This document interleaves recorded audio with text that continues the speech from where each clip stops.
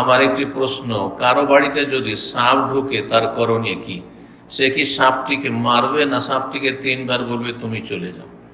এই মর্মে নবী সাল্লাল্লাহু আলাইহি সাল্লামের হাদিস রয়েছে সহিহ মুসলিমে, অন্যান্য হাদিসের কিতাবে, যে যেসব সাপ দেখা যায় তার দুটো অবস্থা। একটা হচ্ছে বাড়ির ভিতরে, ঘর বাড়িতে, একটা হচ্ছে বাড়ির বাইরে, বাড়ির বাইরে, গ্রামে, শহরে, রাস্তাঘাটে, অথবা মাঠে ঘাটে দেখা যাচ্ছে। মাঠে ঘাটে, রাস্তাঘাটে, বাড়ির বাইরে দেখা যাচ্ছে, আপনি সাপ মেরে দেন, কারণ মানুষের জন্য ক্ষতি সাধনকারী। অবশ্যই সাপ দেখলে মেরে দেবেন বাইরে হলে।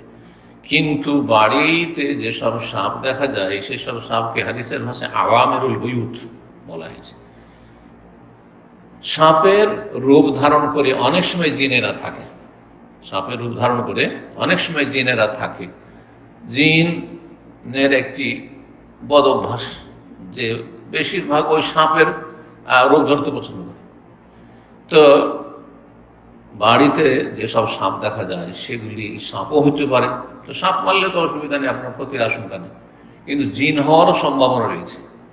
হ্যাঁ, জিন হওয়ারও সম্ভাবনা রয়েছে। তো জিনকে যদি মেরে দেন, সাপের রূপ ধারণ করে আছে, তখন জিনের দলেরা ওই সেই জিন যে তাকে মেরেছেন আপনি, তার আত্মীয় স্বজন, আপনার ক্ষতি সাধন করতে পারে, আপনার পরিবার, ছেলে মেয়ের প্রাণ নাশ করতে পারে বা ক্ষতি সাধন করতে পারে, এই সম্ভাবনা রয়েছে। সুতরাং নবী সাল্লাল্লাহু আলাইহি ওয়াসাল্লাম বলেছেন, তোমরা যখন বাড়িতে কোনো সাপ দেখবে তখন তাকে বলবে যে আল্লাহর কসম দিয়ে বলছি, অথবা তোমাকে ভালো করে বলছি, আর সেটা হচ্ছে যে তুমি বাড়ি থেকে বেরিয়ে যাও, বাড়ি থেকে চলে যাও। 3 বার করে বলবে।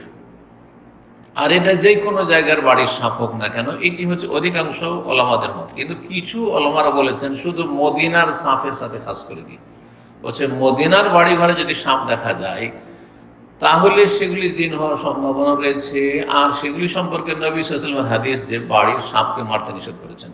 বাকি মদিনা ছাড়া অন্য কোনো শহরের, অন্য কোনো জায়গার, অন্য কোনো গ্রামে, পৃথিবীর কোনো জায়গায় বাড়ির ভিতরে সাপ দেখলেও মেরে দেবেন, এটি আর একটি মত প্রসিদ্ধ। তবে সতর্ক করা ভালো, সতর্ক করবেন। আর তারপর সাপ চলে গেল, চলে যেতে দেন। সাপ সাধারণত মানুষ দেখলে পালিয়ে যায়, চলে যেতে দেন, বেরিয়ে চলে যেতে দেন।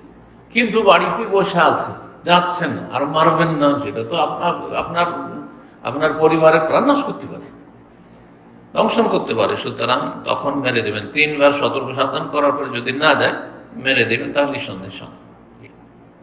আল্লাহু আকবার।